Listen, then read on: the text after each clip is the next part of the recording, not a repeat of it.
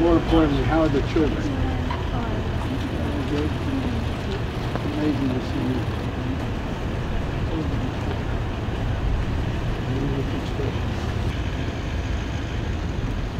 I got a handshake here too.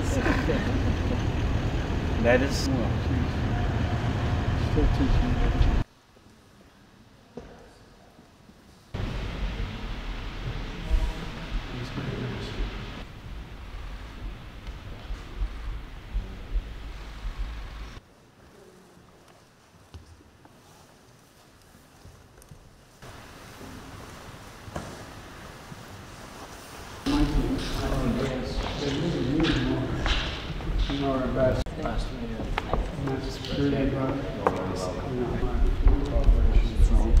And she was without her.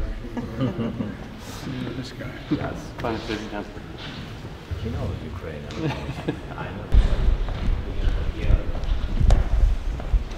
Mr. President. Good, you still have those biceps. Good to see you. Good to see you, Mr. President. Thank you. Speak, Mr. President.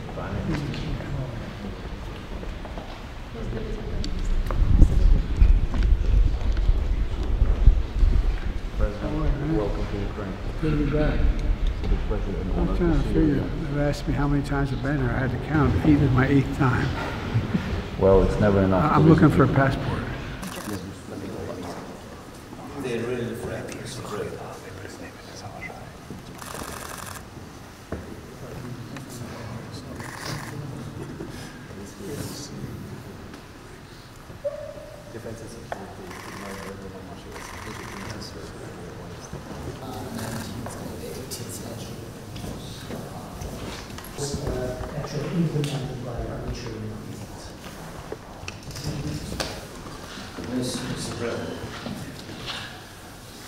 Thank you very much, press. Morning to everybody. Today we host President Biden. That is so important signal for us, and all we are proud of it.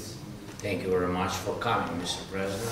That is a huge moment of supporting of the Ukraine. And what can I say? I really appreciate that President Biden, American society, being from the very beginning of this tragedy, from the very beginning of this full-scale war, from the first days being together with us.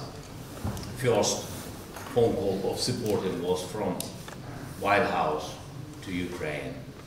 And thank you for your leadership. Thanks bipartisan support. Thanks Congress.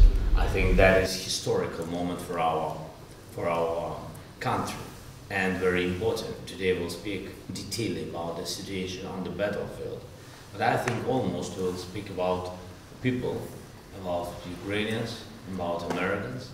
I think that is huge and so difficult period for societies, and what we have to do to stop the war, to have success in this war, to make Ukraine more stronger, and how to win this year.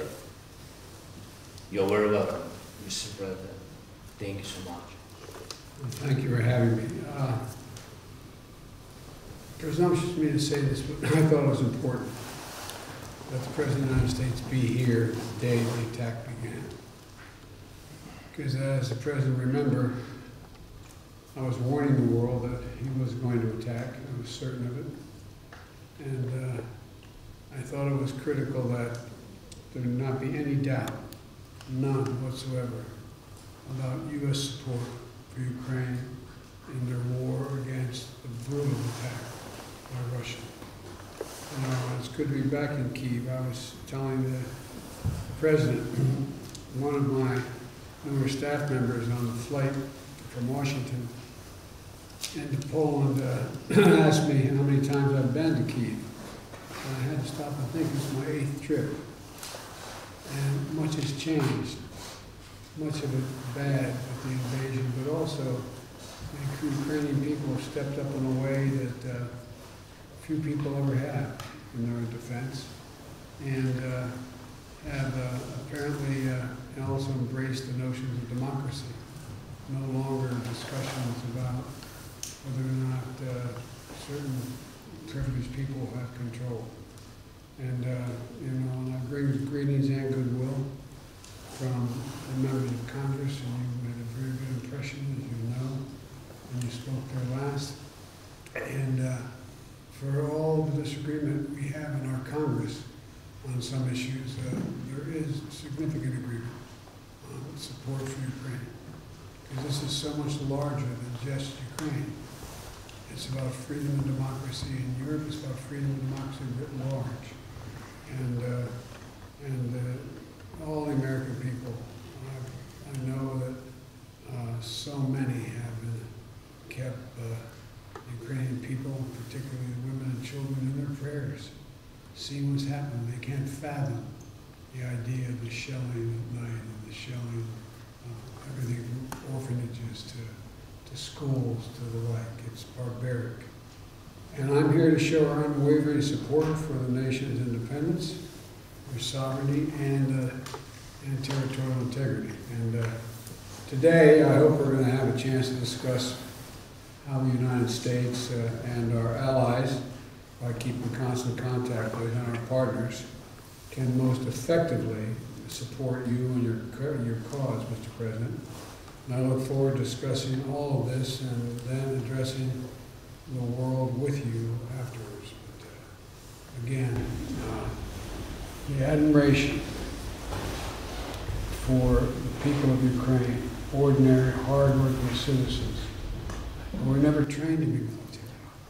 The way they've stepped up, it's beyond heroic.